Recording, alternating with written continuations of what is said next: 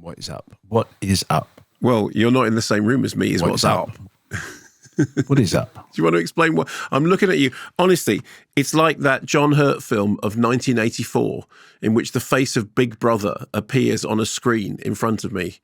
You're before a mosaic of 45 single. Is it wallpaper or is it actually it's singles? It's wallpaper of singles. 45 discs on various record labels, but all the identifying features, like the catalogue or the name of the band or name of the artist has been removed. I imagine that's a copyright thing. I was listening to I've become really fascinated by early 10cc. I know this is sounds like a diversion, but so I was listening to Clockwork Creep. Have you ever heard Clockwork Creep? Is that sheet music? Okay. Yeah. Yes, but okay. So did you know? And sorry again, you know that on the album version of "I'm Mandy Fly Me," I don't know whether it's on the single version. No, it's not. It's only on the album version. They'll never. It's only on the album version. One of these again, because what goes up must come down, down, down, down. Boom. So for some reason, I had never realised that was Clockwork Creep. I always thought it was. Well, actually, I don't even know what I thought it was. So then I was listening to sheet music, and then there was a thing in sheet music in that very 10cc way about I'm a single, I'm a 45 with a hole. Why won't you play me or something? That's the worst band in the world. Very kind of worst band in the world. Thank you very much. And then it led into that, and I suddenly thought this is going to turn into I'm Mandy Fly Me, and then it didn't. And then I realised for the first time, I don't know how I've gone this long in my life without realising that the beginning of I'm Mandy Fly Me is actually the refrain from Clockwork Creep, and my mind was blown. And just looking at that montage behind you put me. Well, in the mind other of side, that. the other side of that wall, Child 3 is asleep, and the other side of another wall. The reason I'm not in the studio is because the good lady ceramicist here indoors has done her back in, and so. Did she overly enthusiastically throw a pot? Yes. Well, no, but it's all in. That bone is connected to the other bone. So therefore, there have been Hear the word of the there have been Lord. medical issues arising. But yes, for older listeners and viewers, will look at an orange label and go, "Well, that's definitely CBS." And then there's a blue and silver one, which is definitely Fontana, and there's a yellow one, which is definitely Epic. But they've taken all those identifying marks off because it would have cost too much money, I think. The one I remember, Rack used to be a yacht on a blue sea, and then there was Bell, which was silver, and Shiwaddy Waddy were on Bell. I always have to mention that Reckless Eric said that Shiwaddy Waddy deserved to have a tribute band called Shoddy Waddy. That is actually very good. Which I think is one of Reckless Eric's finest jokes. And Polydor, who all the Rubettes records were on, they were red. We could do this forever now. We could just do what colour is your favourite record labels. Because the idea of record labels is such an old-fashioned idea anyway, because there are like only two anyway, and all the rest of them are kind of all folded into each other. And all the Bowie albums were RCA, which were orange. RCA was orange, wasn't it? Yes. And the Concert Angels were on Polydor. Well, anyway, this is I know, very... I've lost most of the audience. The thing is, I am sitting here thinking this feels like lockdown, because I haven't done one of these since since COVID, and you were stuck in some dungeon somewhere. No, I was stuck in Ali's house. Yeah, but not to start with, you were. Well, no. That's right, because during COVID, I wasn't allowed into Ali's house, because that was the whole point. So if I was stuck in the room that I did all that broadcasting from, during that period of lockdown in which we did all the shows from there, and in fact, we even did a TV show with you in your living room and me in my office. My office doesn't exist anymore, because the good lady professor her indoors decided that we needed a bigger kitchen, and my office was part of the kitchen, because you remember that regularly we'd have to stop recording because she'd turned the kettle on and you could hear it through the wall. So she decided that the way to solve that problem was to knock the wall down and make the office part of the kitchen. So I no longer have an office. Does that sound like progress to you? Well, no. But, the dog has actually got a space, a designated space that's bigger than any space that I have. The cat's got a whole room. When the dog moved, when we got the new dog, because the cat is such a scaredy cat, the good lady Professor her indoors said, oh, well, in that case, we'll give the cat that room. There's a whole room in our house. I'm only just now realising this as I'm saying it. The cat, who is so small she can sit on your hand, has got a room that's the biggest room in the house, and I don't have an office. You've been done, mate. You have. I've been done. I know that you pledged allegiance to the band because you texted me. I did, of Mr. Schneebly. Yes. I thought that was an entertaining moment, actually. So it was very good. And I stood up in front of the television and did it. I pledged allegiance to the band of Mr. Schneebly and will not fight him for creative control of the band. And will defer to him on all matters related to the musical direction of the band. And funnily enough, doing that, I think, lasted about the same time as everyone else was swearing allegiance to whatever it was that they were swearing allegiance to. So 2 thoughts on that. One, Child 3, Asleep Behind that wall. When they moved the screens to do the intimate, to do the anointing of oil, the anointing, when they did that, Child 3 just sort of bowled in and went, "What are they doing?" I said, "This is the private bit, for subscribers only. If you can only see inside if you pay $3.99 a month." That's the take 2 of the coronation, right. Was it? And he said, "Wouldn't it be funny if they removed the screens and both the Archbishop and the King were dead, and they'd been murdered, and we'd all been watching, but nobody knew how." And they said, "Well, that's your next book." So I thought, to be honest, I thought you were going to say, wouldn't it be funny if they removed the thing and they were playing Twister, or just smoking and playing cards? That's right. Oh, right. Are we on? Like Morecambe and Wise when they did those kind of rotating stages. My favourite bit of the whole thing, the whole kit and caboodle, was actually the day before, and it's got quite a lot of press.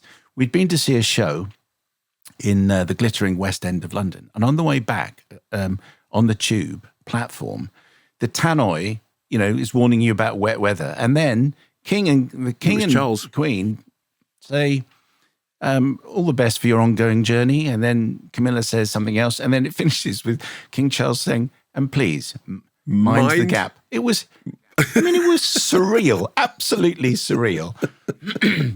In no other country would the head of state warn you about the gap between the platform and the step to get on the train. I know. It makes you proud, doesn't it? I thought it was quite fun. Meanwhile, across the pond, the Republican frontrunner for the presidency has been found guilty. I know it's the wrong word, isn't it? You have to say a New York jury found that Trump sexually abused and defamed former columnist E. Jean Carroll in a civil trial. He was also found liable for defamation over claims from October that her claim was a hoax and a lie. He's been ordered to pay $5 million, around $4 million in damages to Carroll. But of course, the Republicans are all standing behind him, as are all the fanatical Christians, because he appears to have only broken 3 commandments in that particular thing, so they don't particularly care about that.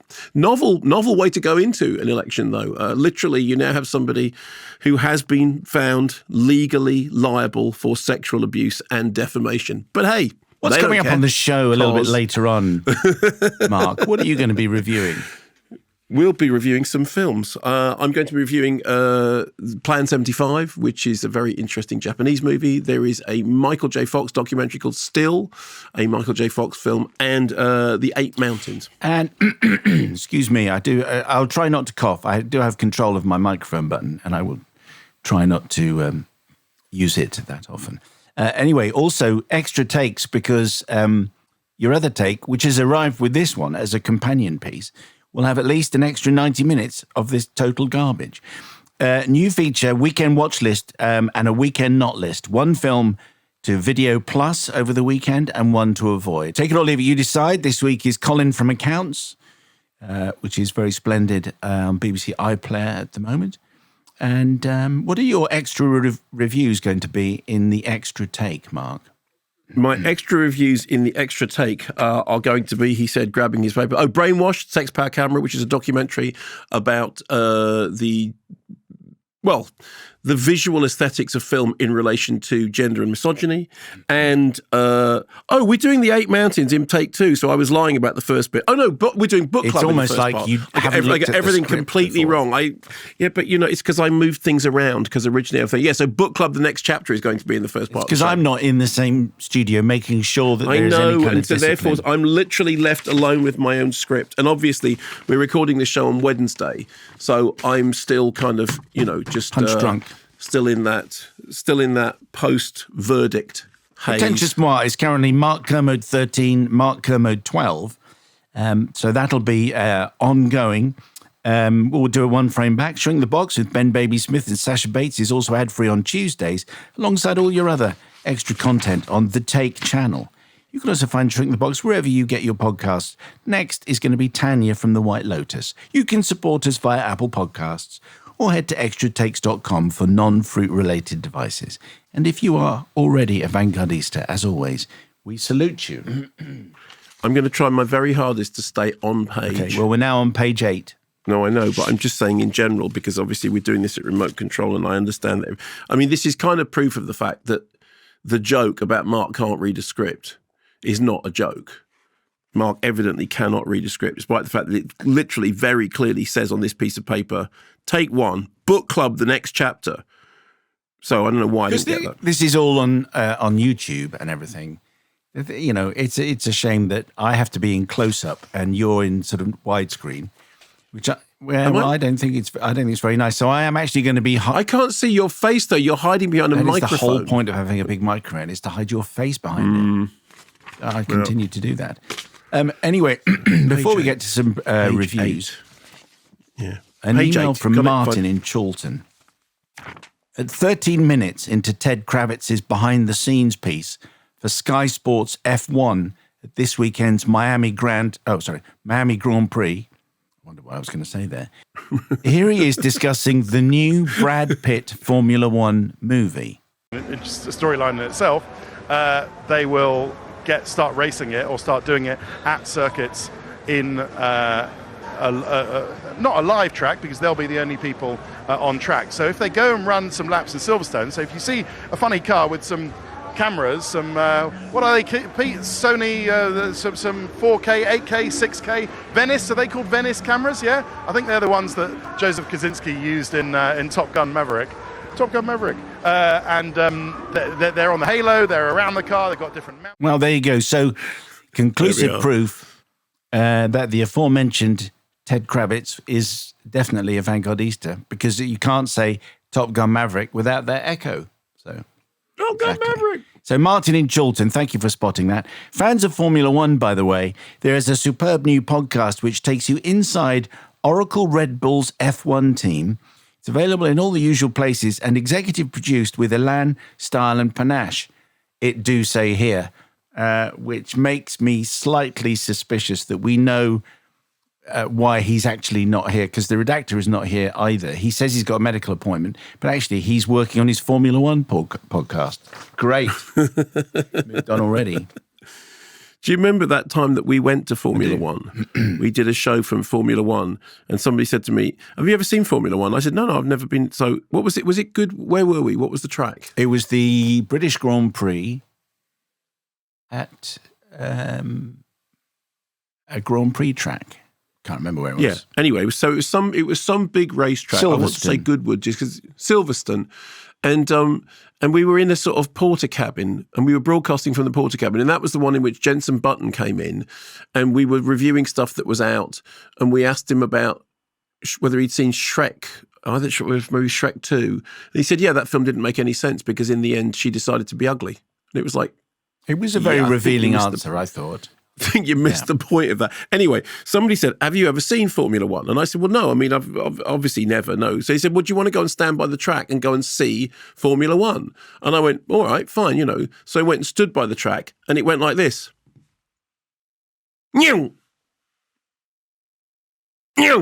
That was it. It was just like, okay. I'm not sure you stand there and there's something goes past you really, really fast. Formula One. Yeah. Anyway, so look out for that podcast if that's the kind of thing that you like. Let's do a movie review. You've got 3 minutes. Oh, okay. Thank you very much. That Right, that puts me on. So Plan 75, which is Plan 75, which is a Japanese drama directed by Chiya Hayakawa, who was one of the co-directors of a 2018 film called 10 Years Japan, in which the filmmakers imagined what Japan would be like in 10 years later. And her segment was called Plan 75, which was about a government plan to deal with the aging population, essentially through, euthanasia. The film is an extension, the feature film is an extension of that idea. It starts with an off-screen murder being played out to the sound of piano music, blurred visuals in the foreground, in the background, and you hear something going on in the background, and then you just see a blood-splattered man walk into the foreground. And then you hear this voice say, "The surplus of seniors is draining Japan's economy and taking a heavy toll on the young generation. Surely the elderly don't want to be a blight on our lives. The Japanese have a long, proud history of sacrificing themselves to benefit the country. I pray that my courageous act will trigger discussion and a future that's brighter for this nation." And then we see the man shoot himself. It then jumps forward in response to a wave of hate crimes against the elderly. The government have introduced Plan 75, which is a plan which offers assisted dying to anyone over the age of 75. And at the beginning, it's all very matter of fact, very methodical. Volunteers get a preparatory grant to spend as they wish. And there's a group plan for free cremation if buried together in a group. And we have in the background informational films about choosing to die as a freedom, that they will be there for you till the end. And these informational films, like something in Blade Runner, are playing in the background. Here is a clip.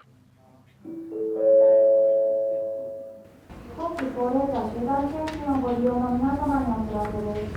本日がん検診を受けられる方は問診票にご記入の上、2階の待合室までお越しください。未来を守りたいから。人間はね、生まれてくるときは選べないから、死ぬときはね、もう死ぬときぐらいは自分で選べることができたら。So it's very low key, and for those who couldn't see that, not watching this on YouTube but listening to it, essentially what you have is an old woman sitting in a waiting room, and this information film in which somebody's saying, "Oh yes, well it's great. I'm going to choose, the time of my death. We don't choose when to come into the world, but what my family will say about me is." She shows this is all very Soylent Green. Explain what you mean by that. Well, Soylent Green is a kind of dystopian future fantasy in which one of the things which is on offer is state-sponsored euthanasia, because they're just trying to deal with the population crisis. And then the sort of central character we see losing an apartment, no joy with welfare. Everywhere she goes, there are Plan 75 flyers. She ends up in a soup kitchen in which somebody comes and says, "Can I talk to you about Plan 75?" And she discovers that if you sign up for Plan 75, one of the things that you get is 15 minutes on the phone twice a week with the Plan 75 operative to whom you can talk. And there is this heartbreaking sense that what happens is she finds a friend in the phone operative who is part of this program, who 15 minutes twice a week she can talk to her. And then they meet, and then they go bowling, and she smiles and laughs for the first time. And the irony of all of this is that perhaps she's suddenly being presented with an argument to want to carry on. It's a very, very moving and affecting film. I mean, it's doing the thing that science fiction does best, which is that it's taking a sort of real world situation and multiplying it, fantasizing it, turning it into a science fiction fantasy, but it has its roots in a something which is recognizable. It's terribly distressing, but it's very, very low key, and it also actually allows itself to have moments of redemption in its later sections. There are also the adverts going on in the background have that kind of really dark satirical jokiness that you see in the adverts in RoboCop, for example. Anyway, I didn't know what to expect at all, because the subject matter sounded, very, very, very dark. And it is dark, but it is doing all the stuff that that I think that science fiction, I mean, some people would argue this isn't a science fiction film, it's just a sort of, realist dystopian satire. But it does it has that thing about it's an imagined world that is actually about this world, and it's very, very low-key and very, very moving and very interesting soundtrack, which is ambient and kind of gives you the sense of something brooding in the background. And I think it's politically astute and really well worth seeing. It's called Plan 75. So it sounds as though it's not sensationalist at all. Not at all, not in the slightest bit. It is absolutely, completely low-key, and that's the thing that makes it chilling. It kind of adds to the debate, the ongoing debate, which would take ages, about dignity and death and people who are campaigning for some degree of choice. So it adds to that rather than takes it away. I think it is more to do with a society that does not know how to deal with a large section of its population. I think it's less about the right to decide and more about the right to be overlooked.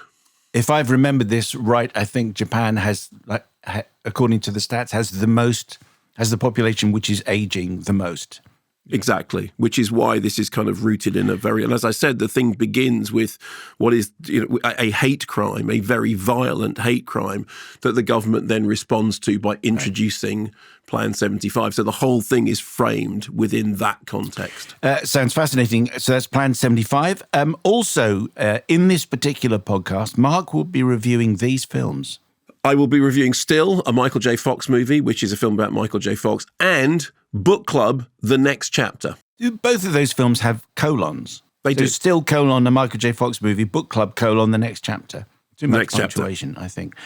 Anyway, we'll be back before you can say, es ist nicht genug zu wissen, man muss auch anwenden. Es ist nicht genug zu wollen, man muss auch tun.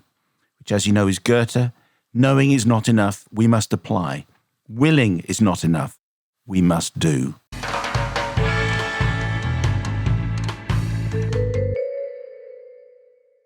And we're back. We're not talking about Succession this week, but have you seen the new one? I have. It's interesting. What do you want to say? Well, it's out in the ether, so we can. The only thing I want to say is how incredible that we've come this far, and I don't think anybody really knows where it's going to finish. Where it's going. And there's only like 4 more episodes left? Because we've just done 7, isn't it? 7's the one that's just happened. Is there 10? I think so. I think it's 10. Yeah. So, which just means that every single minute. Didn't you think, okay, but I think we can talk about this because it's out there in the ether now. Didn't you think the scene with Tom and Shiv on the balcony was absolute perfect example of I don't know how to feel about this? Yeah, no, absolutely. And it references back to last week's podcast with our fan of Entourage. And again, I thought it was conclusive proof that the genius of the program is that we're watching the lives of the rich and famous, and they disgust us, but we can't wait to find out what happens next, So we're right on board with the drama.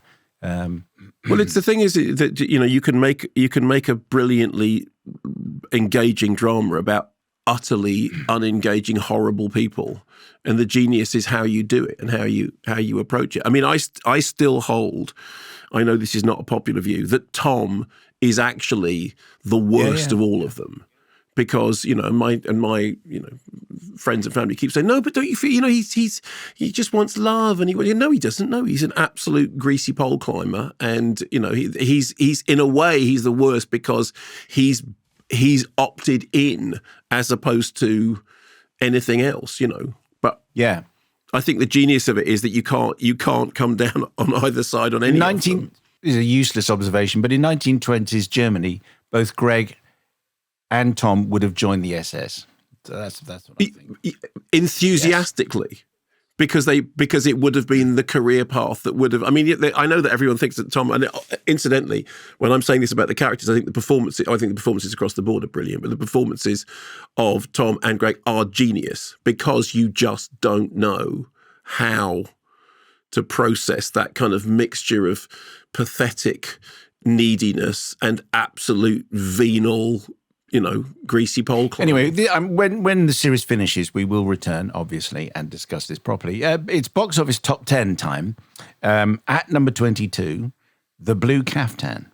which I really liked. We reviewed this. Hang on, I've skipped because my pages are in the wrong order. So I've done a Kermode. Okay, so you've done a me. Box office top 10 at number 73. Harker, which is a sort of very harrowing Tunisian drama, which is inspired by a real story and real events. The film has real documentary grit to it, very, very unflinching, and he kind of goes on an arc towards an inevitable tragedy. And I thought it was very good, but very, very edgy.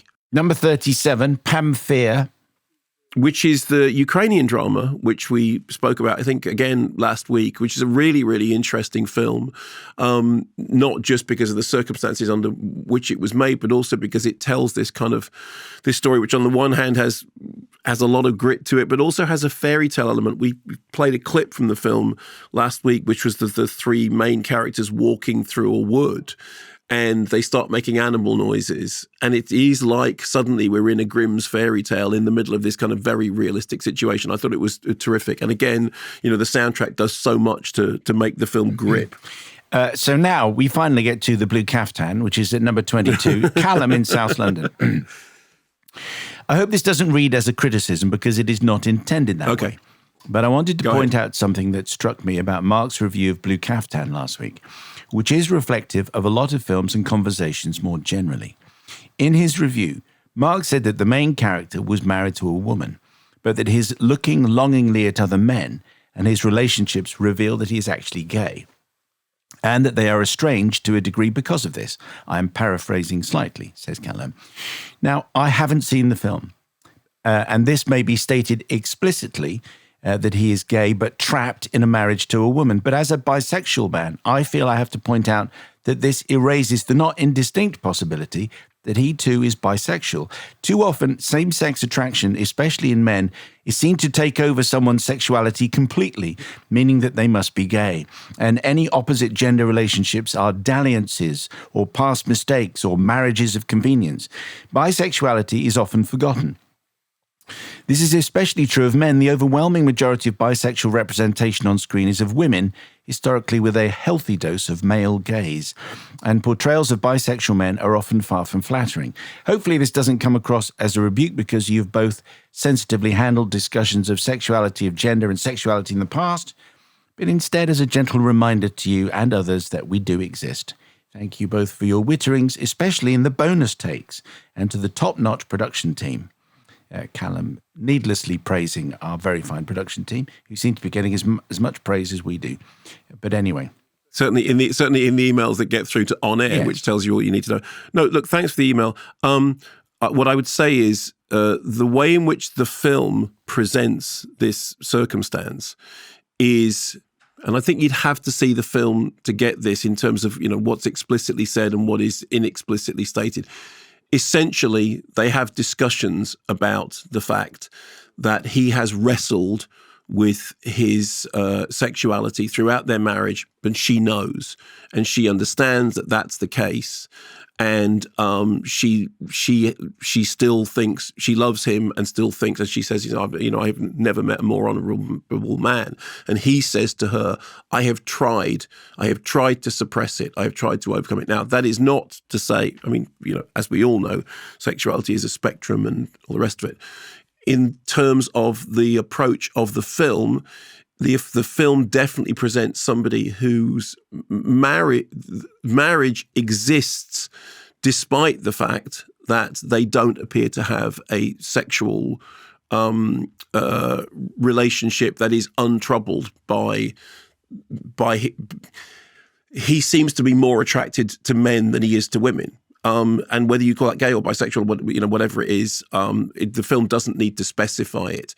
So, apologies if I was simplifying for the purpose. Having seen the movie, is it possible that he's bisexual as opposed to gay? Of course, it's possible. Okay, of course it is. Yes, absolutely. They have physical relationships, and as we are all polymorphously perverse, and we are all on a spectrum of sexuality that is, in my opinion, fluid. But so at no point in the movie do they actually define exactly what it is. And so, but I take your point entirely. But you should see the film because it's kind of interesting the way in which it discusses and visualizes that issue. Number 10, we are actually now in the 10 is Return to Seoul, which I thought was really, really terrific. The most extraordinary thing about it is that Park Ji-min, who plays the central character, who is an adoptee who has grown up in France, who returns to Korea for the first time since she was adopted, is played by Park Ji-min. And she's not an actor, and she wasn't an actor before this. She's a visual artist, and she had some biographical similarities, passing similarities with the character, but it's the first time she's ever acted, and it is an absolutely extraordinary performance. And it just goes to show we overlook casting so much. You know, we think the genius of that film is that the director David Cho knew that she was the person that he wanted for the role, despite the fact that she had no acting experience, and she stepped up to the challenge and is brilliant. Email from Do-won Shin. Dear BTS and Gangnam Style. I think I'll be Gangnam Style. I am a heritage lister born and raised in Seoul, South Korea, and I write to you regarding Return to Seoul. After listening to Mark's review, which was because Return to Seoul was released in South Korea this weekend, I decided to go and watch it. It was a bizarre experience, in a good way, to watch a film made by a Cambodian-French director with a leading French-Korean actor, with a bunch of well-known Korean actors as a supporting role, which was French-Korean co-production. Everything was weird but familiar, with seemingly slightly Southeast Asian-like nightscapes, but also eye-scorching neon lights written in Korean words reflected on the windows of cars at the same time. Can I just put one? It's a French, Korean, Cambodian production because it was Cambodia's entry for the foreign language film Oscar. The main protagonist dancing in the club, holding a bottle of soju, which is a typical Korean spirit, which is normally drunk in restaurants but not at clubs, was the most weird thing I've ever seen in my movie experience. Later on, when Freddie takes a cab from Seoul to, I hope that's Jeonju, to visit a certain place, which would have taken a fair 4-hour drive, I simply imagine she must have paid tons of money for that drive. But what touched me the most was the conversation between Freddie and her paternal family through translation. This is the most accurate depiction of the homogenous and conservative Christian family of Korea ever in foreign production. In the meantime, I could witness Freddie's raw anger mitigated by the translator's polite Korean way of translation. The fact the translator was a woman added to the frustration that in a traditional and also in contemporary, on some level, Korean society, women are often asked to be docile. So naturally, Freddie and her family, including his biological father, couldn't have exact communication from the first place. And I think this was the core theme of the movie from the start, where Freddie talks about interpreting the music notes from the first glance. It takes a pretty good amount of time and struggle for a person to really connect to the foreign culture. Anyway, Do-won Shin says, keep up the good work. Hello to Jason, up with Bluehead Feminists and all that, and down with so-and-so. P.S. By accident, I watched this film as a double bill with Rice Boy Sleeps, which was a movie about the Korean diaspora in Canada. And though it was a nicely matched film, it was quite stressful. So anyway, also on this subject. That's a lovely email. Thank you so much for that.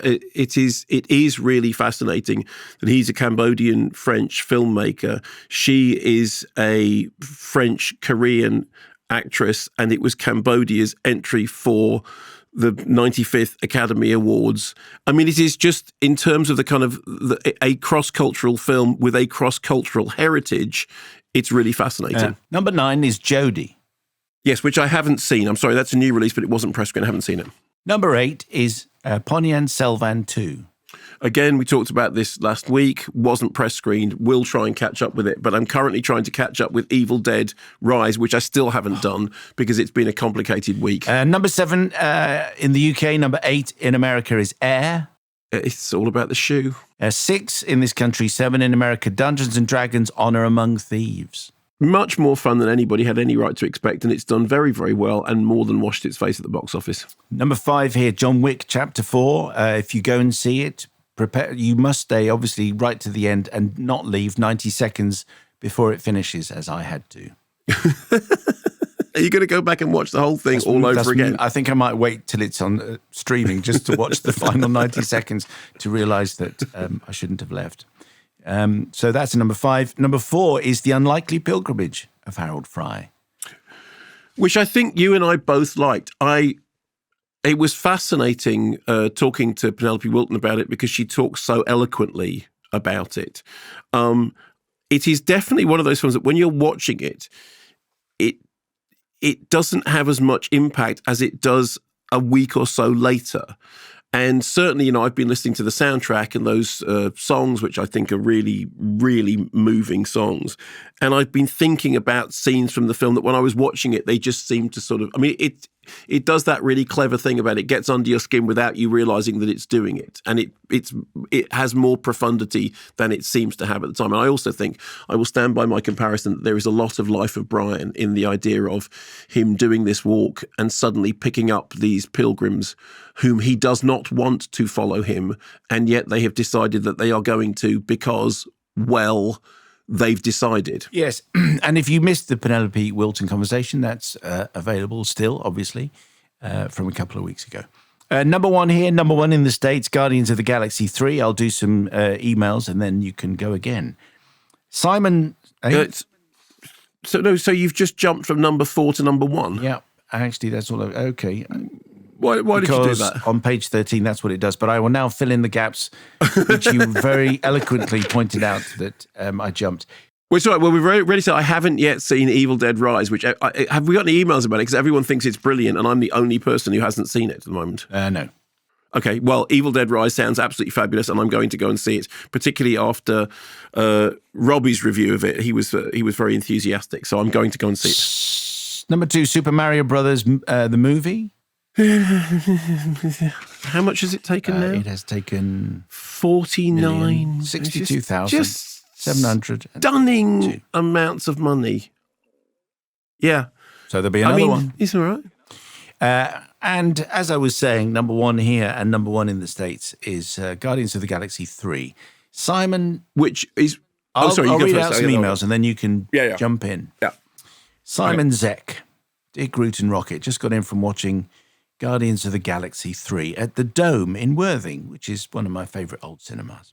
A lovely cinema. Hello, Dave Norris. I took my eldest, who's 17, and we sat in the front row, as we do for every Marvel movie, and we've done that since he was little.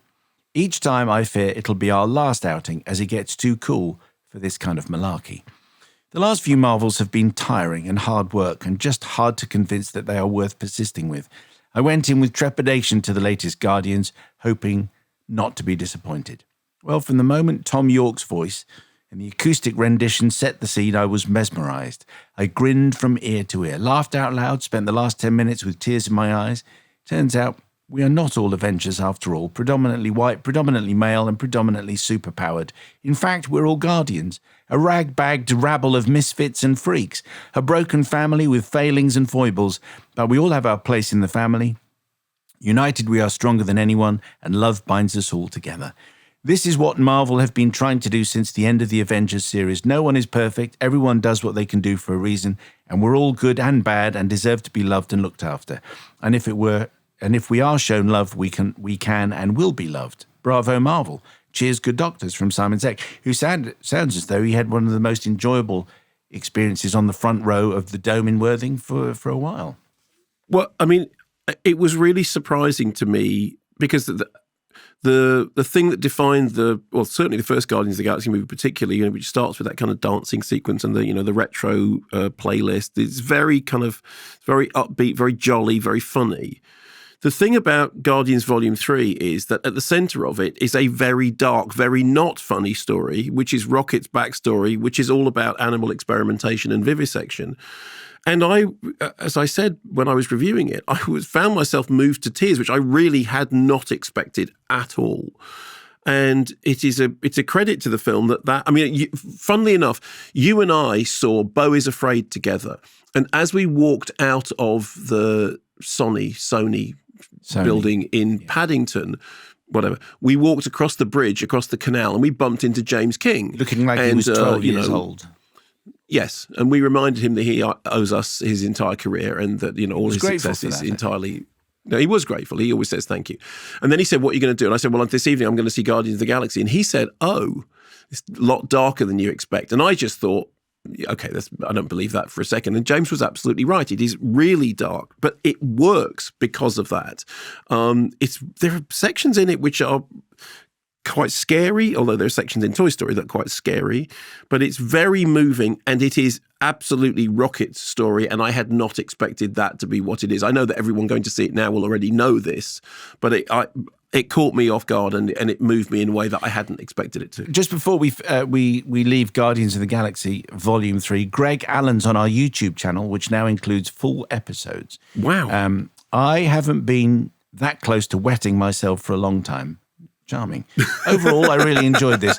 Thought it was a great final installment. Nitpicks, maybe a bit too long and a bit much CGI mayhem, and Adam Warlock was superfluous.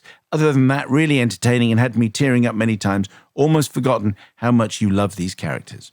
Yeah, Will Poulter is never entirely superfluous, but I agree about the character. And it is true that the last 20 minutes in which it goes smashy, bashy, crashy, planety, thrusty stuff, I'm not bothered. But, You were very Roman there. Very what? I think. Very Rome.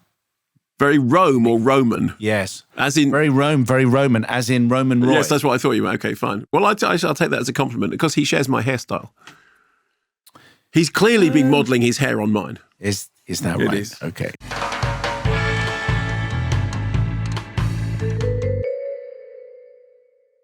Another email, Mark, accusing us of selling out. I need to take these complaints seriously. I'll just take some notes.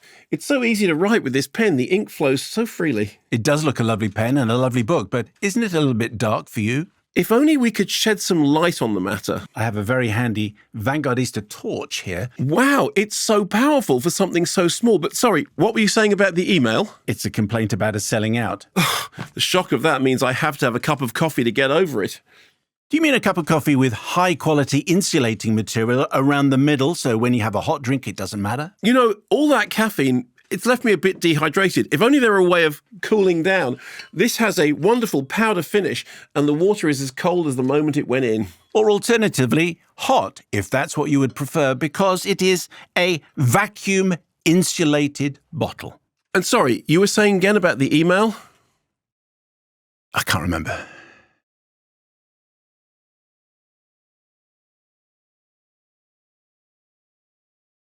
Now, since the Sun finally made an appearance briefly this week, and there are lots of trailers being released, we asked you which films you're most excited about, because it's summer preview time. A lot of interesting movies coming out over the next few months. Pretty varied. We've got everything from Barbie and Oppenheimer and Asteroid City, Indiana Jones, Little Mermaid.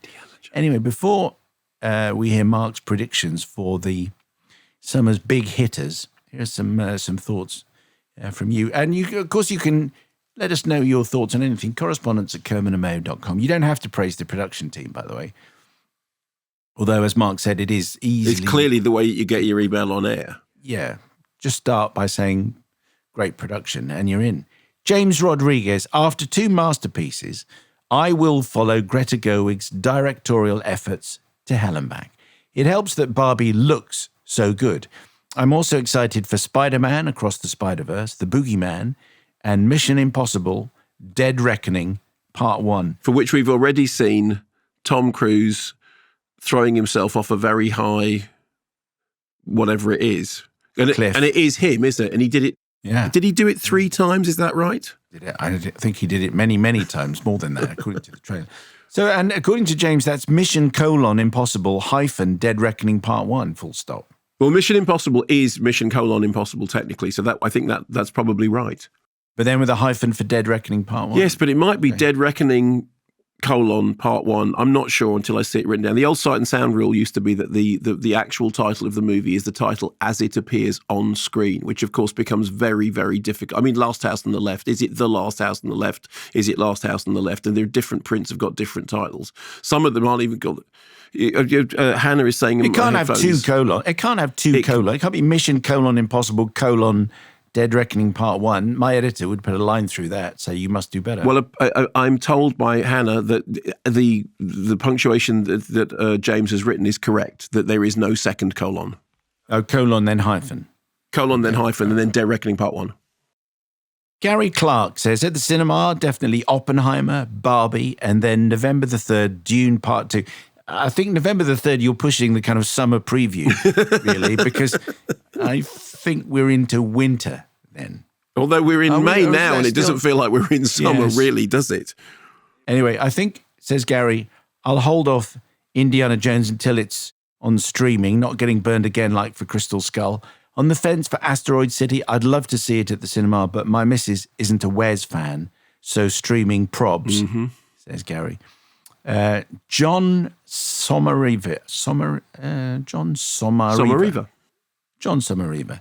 Indiana Jones has me the most excited and the most hopeful.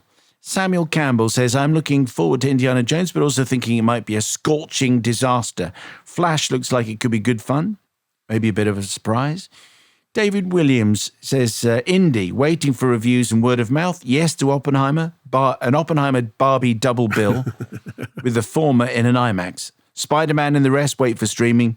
Guardians of the Galaxy 3 was £16.49 at my local IMAX for the over 60s. I guess that's an IMAX, fairly standard IMAX price, isn't it? Yes. I think. I mean, it is very big. You know, if you go to the BFI IMAX in the middle of London, it's the biggest screen evs.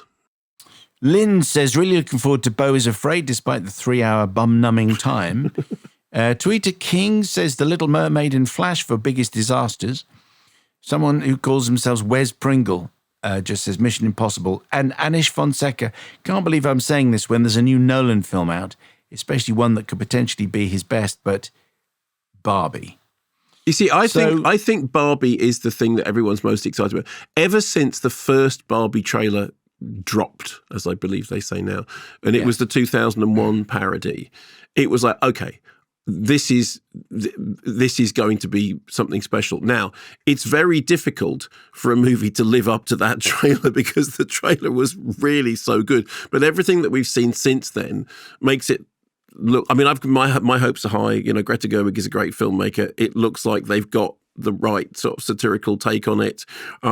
Weirdly enough, I've spoken to a couple of Barbie fans and Barbie-ettes. And bear in mind, you know, I grew up watching, well, not grew up, I mean, one of my children grew up watching Barbie Swan Lake and Barbie and the Nutcracker and all that. So I'd seen a few Barbie movies before.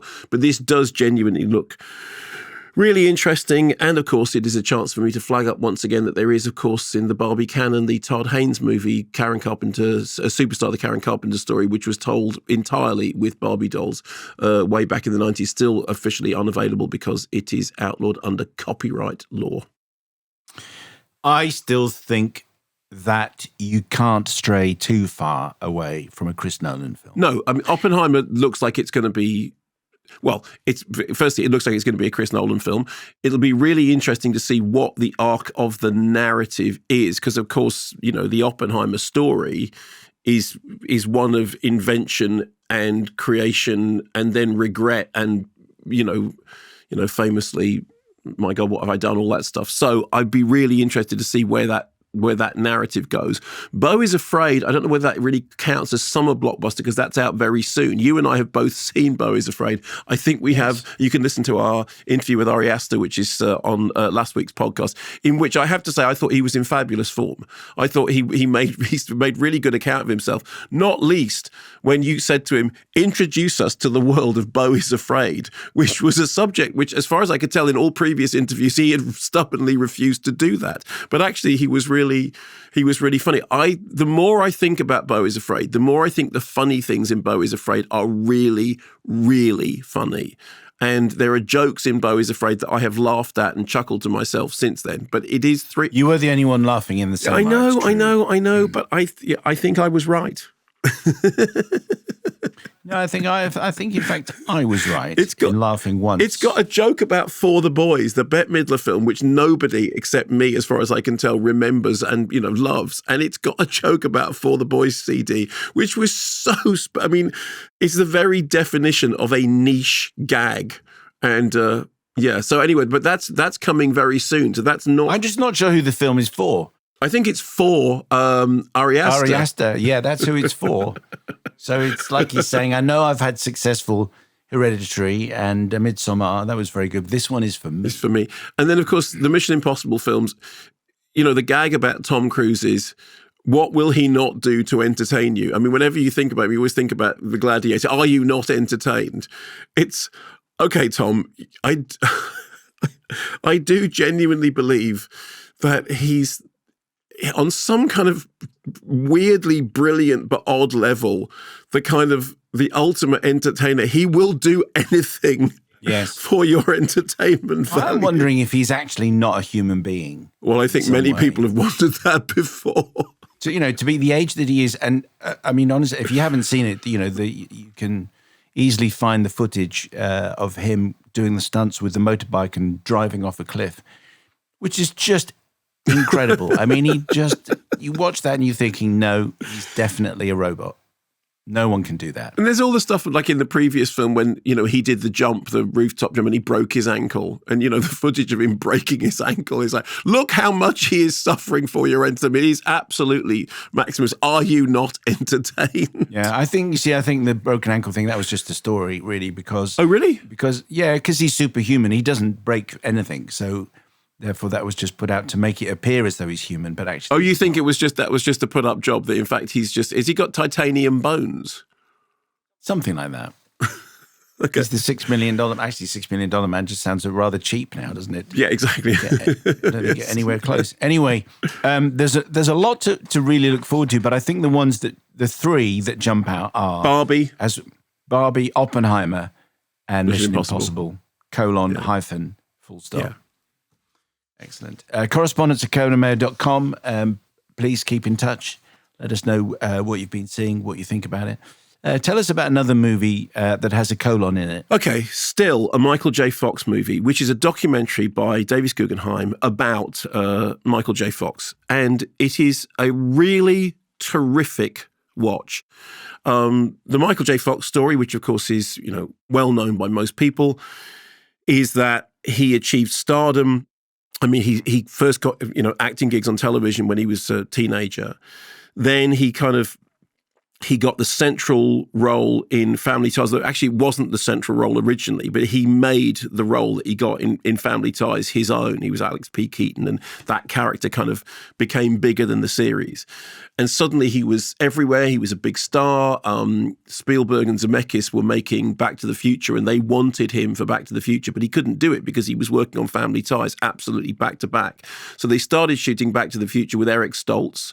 Anyone who's a Back to the Future fan will know this. In fact, if you've read the book, The Movie Doctors, that you and I wrote together some years ago. What a great work What a great work that is. There is a section about this. They started shooting with Eric Stoltz. They realized that this wasn't who Marty McFly. Marty McFly was absolutely not Eric Stoltz. He was Michael J. Fox. So they went back to the makers of Family Ties and said, no, we really need him.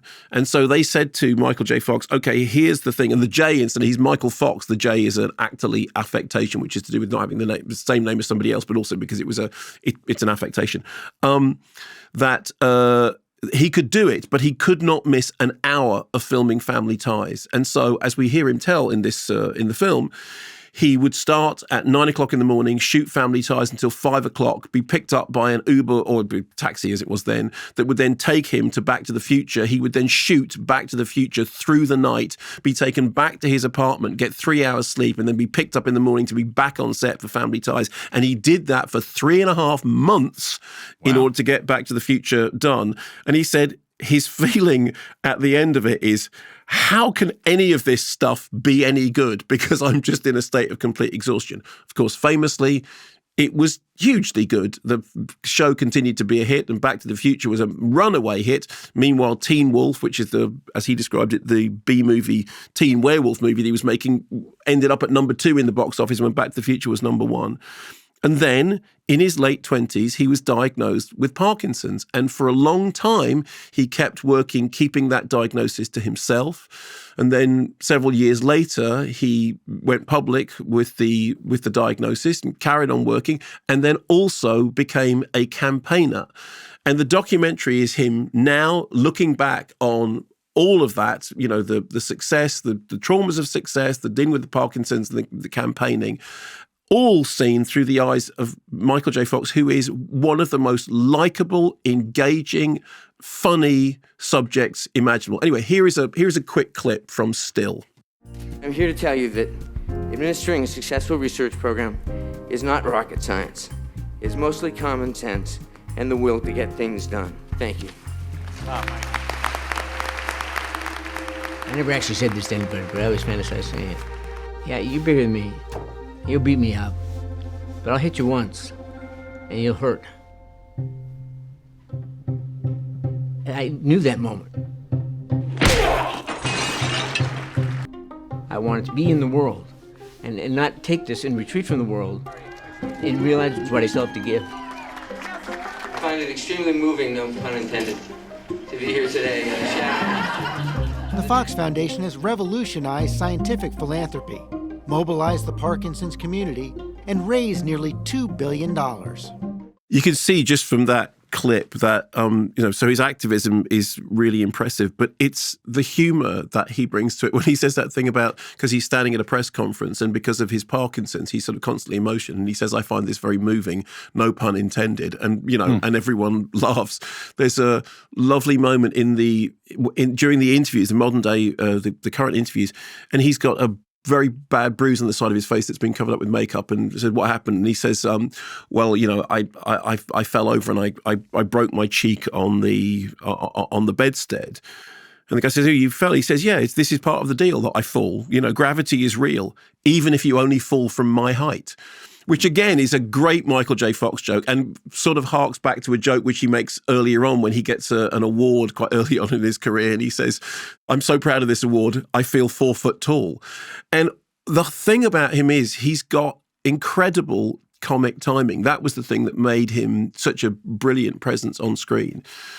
And of course, one of the things that Parkinson's does is, will interfere with that timing. And so he talks about the way in which he would develop physical tics that he would use on screen to keep his hand that was in motion originally, keep it moving so that he was able to perform despite everything that was happening to him. And it's, every now and then you find yourself in the company of somebody who has experienced great success and great adversity and has treated both of them with the same, there's that great philosophical thing about if you can treat both those things the same, then, that's a wonderful thing. And you find yourself, he's an absolutely compelling subject, and he's so funny and so honest and so open, and he has done so much and continues to do so much.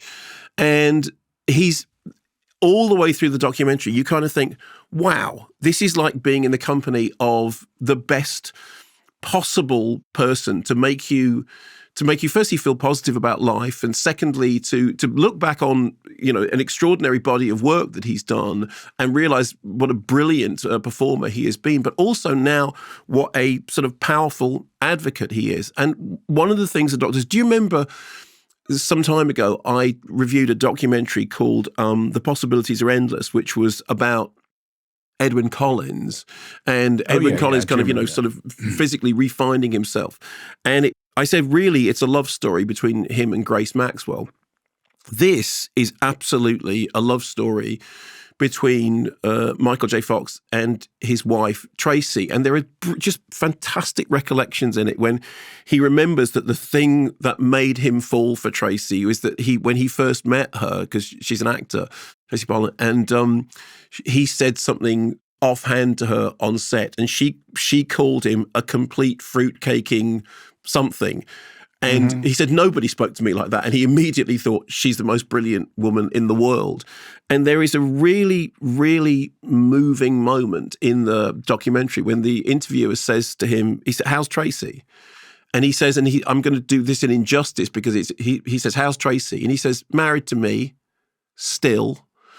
Which again, it's the pause between the married to me and the still. That's right. And at the center of it is that title, still. What does still mean?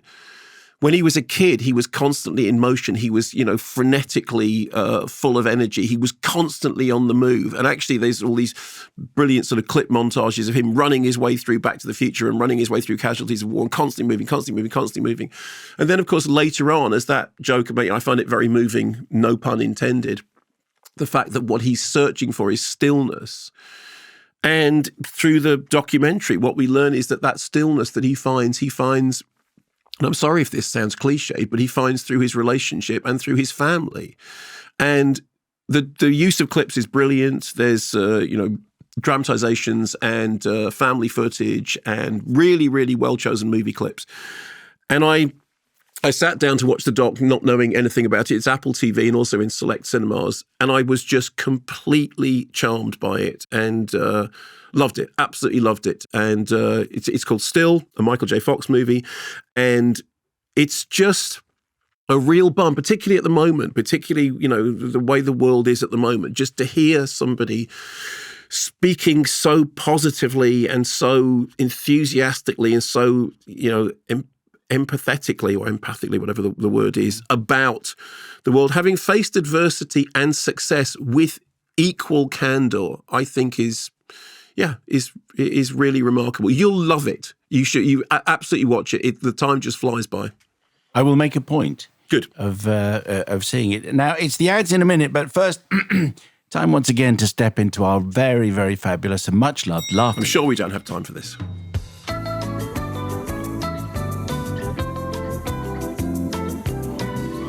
Hey, Mark. I was reading a book about the making of Mary Poppins this week. Yes. I just got to the part where Julie Andrews is telling the story of when the makeup artist used an experimental lip colour that made her breath stink. Her super colour fragile lipstick gave her halitosis. Sorry. Even the sound of that is something quite atrocious. Had a very awkward conversation with the good lady ceramicist, her indoors this week before she put it back out. If you love someone, you have to say certain things, Mark. And I said, your underwear is a bit too tight. And she said, well, wear your own for once then, which was, fair comment. Anyway, she says she wants to end our marriage. Not because of that, but because I make too many Star Wars jokes. Ha! Divorce is strong with this one. Maybe I was looking for love in all the wrong places. Anyway, it's not bad. That's a Howard the Duck joke. What have we got still to come? The book club, the next chapter. Book club, the next chapter. The book club, next chapter. Book club, all of those. The next chapter. It's a quadrilogy. We'll be back after this, unless you're a Vanguardista, in which case that colour suits you and your service will not be interrupted.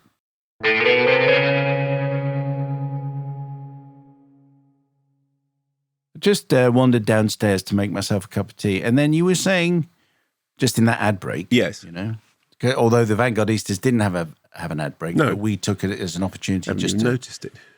And you said that your back and your neck are proof of the non-existence of God. As our teeth. Seems to be a slightly odd thing to say. Thank you. Greg M. Johnson, dear Miriam and Webster, you shared a clip of a film where Korean people had difficulty understanding the name of the country France when it was pronounced with an intonation which was foreign to the local practice. Yeah. Sometimes we just have to let the locals pronounce words which they have borrowed in their own tongue. This is what I think of when you two spend a lot of time trying to get the perfect original language pronunciation of words that English has co-opted into its own tongue. Respectfully submitted, a colonial commoner, Greg M. Johnson. Well, it's just that try and get things approximately right. Yes, I mean, I wish that I was better at getting things approximately right. Every time I speak to Jason Isaacs, hello to Jason Isaacs incidentally, Jason tells me that he laughs every time I pronounce a word wrong. And he says, and that's a lot of laughing. And it's true that my pronunciation is terrible. I wish it was better.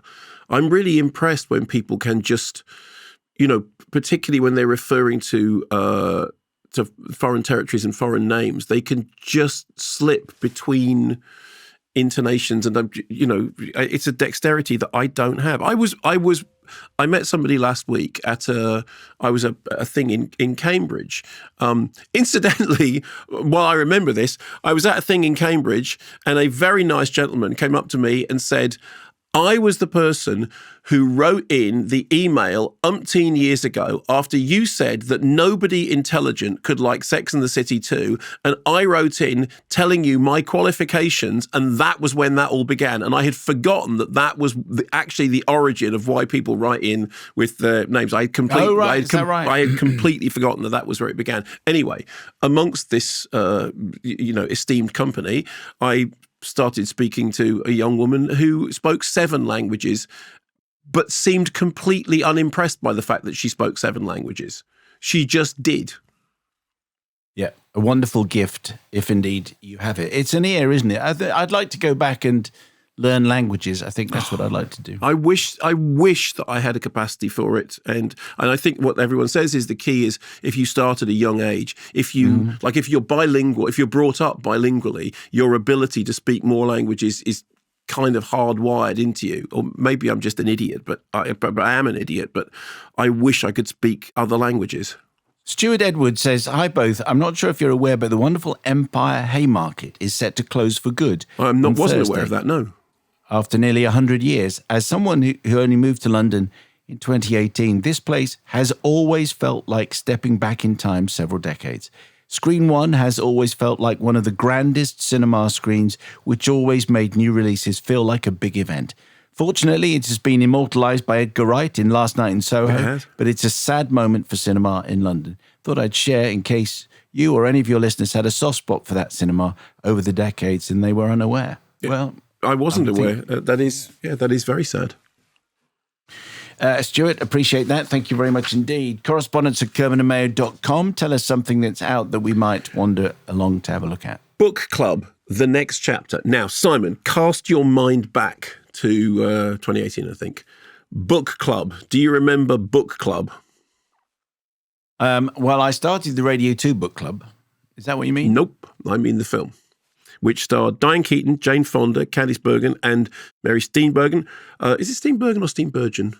Anyway, 4 friends who read 50 Shades of Grey at their monthly book club, and then it changes the way that they start to view things in life. Anyway, it cost 14 million, took 104 million worldwide, so stonking success. Although, I mean, generally, the critics were a little bit mixed on it. So now we have this sequel.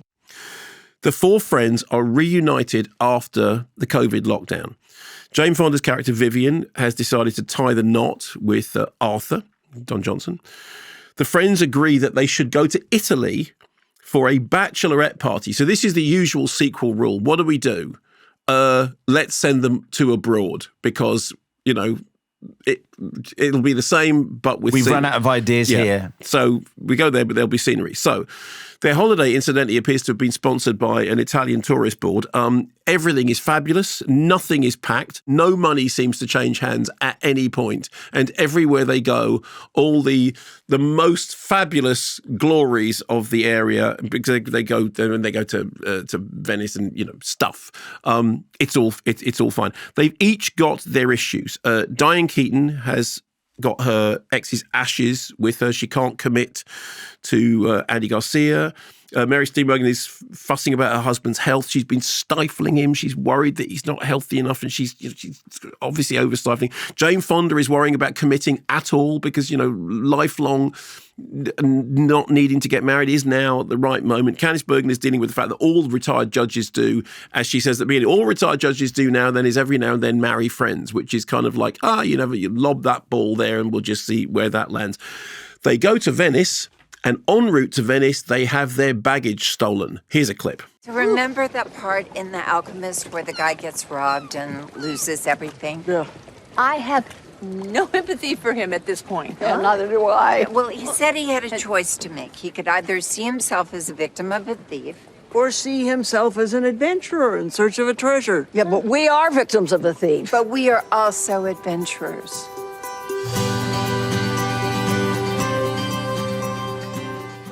Gondolas, Venice, sunshine, gondolas, and now back to Venice and more gondolas. Monty Python in all things. So during the course of their holiday adventure bachelorette party, they meet old flames They make saucy jokes about, one of them's a baker, about pumping dough and loving someone's magic meatballs. And they look at statues of men who are, as Jane Fonda says, still rock hard after all these years. They get into a scrape with their luggage. They get arrested. The whole thing looks like an overlit TV show. Maximum mugging by the cast. Directed by Bill Haldeman, co-scripted with Eric Sims. The script is absolutely full of kind of quack, quack, oops, gags and gurning laughs. You know, the thing is, I kind of, you know, I like the players, and Diane Keaton is always watchable, and it's just impossible to take against anything that she's in. Candice Bergen is kind of fun. She has the probably the best role of it all. The problem with it is it's quite bad. I mean, it's I really want to like it, and after I had seen it, somebody else who was a fan of the book club said, "Oh, did you see Book Club Next Chapter?" And they said, "What's it like?" I said, "Well, it's kind of rubbish." They went, "Yeah, but what's it like?" I went, "Well, it's kind of more of the same. It's the script is really ropey, and the direction is really televisual, and everything is overlit and kind of, just flattened out with brightness, and none of it rings true, and none of it makes any sense. But you don't watch this movie for it to ring true and make any sense. It is exactly what you would expect it to be. There is nothing about it that is surprising. The moment when they're in the train station and the porters come up to take their luggage, you go, okay, they're not porters, they're robbers. Then get the luggage. I wonder what's going to happen to the urn with the ashes. That's what happened to the urn with the ashes. I wonder whether there he is. And I wonder whether that guy would, no, there he is as well. There's a place for a movie like that. There is exactly a place for a movie like that. You'll find yourself walking down the street one day and you feel a little bit like what you need is some sugary chocolate. And you go into a confectioner and I want a bar of sugary chocolate. And he gives you something that is full of additives and poison and, thing. And it doesn't matter because it's what you need. A little. Okay, that's an interesting. Well, you know what it is. It says like it's not good for you. It's not gonna do you any good. But it's what you need at the time. There is nobody in the world who is going to see Book Club: The Next Chapter who is not expecting it to be exactly the film that it is. It is exactly the film that you expect. It is on an empirical level rubbish, but it is exactly the rubbish that it is billed to be. And maybe it's the rubbish that you might need. I don't think you would need it. Is it aiming for Best Exotic? Is that no, Best Exotic is Citizen Kane in comparison with this. It's a whole different league. I mean, it is. I'm not being funny about this. It is rubbish. And Best Exotic is not rubbish. Best Exotic is a very well-made film. I mean, you might complain that it's a bit twee, but it's a very well-made film. This is a very badly made film. But it is the badly made film that anyone who goes, what's on at the cinema, Book Club: The Next Chapter, I want to see that, won't be bothered that it's rubbish. What about if there is, in a couple of years' time, Book Club: The Final Paragraph? You go and see that. The editor's note. I think what they should do is they should make a movie in which these four characters come to England and meet Simon Mayo's book club. Okay, I'm very happy to star in that. Excellent. I'll make room in my time. Yeah. Maybe we could record it in this very studio. Yeah, but rubbish. Correspondence at kermodeandmayo.com once you've seen it, and if you'd like to take part. What's on now? This is where you email us a voice note about your festival or special screening from wherever you are in the world, and is the only feature that I ever introduced that Martin never complains about because he's not going to get embarrassed by it. I like it. So here we go with this week's correspondence. My name is Alan Main. I'm an independent filmmaker from Glasgow. I'm premiering my debut feature film, True Sickness, at the Glasgow Film Theatre, May 18. Tickets are a donation for eventbrite.co.uk. Hope to see you guys there.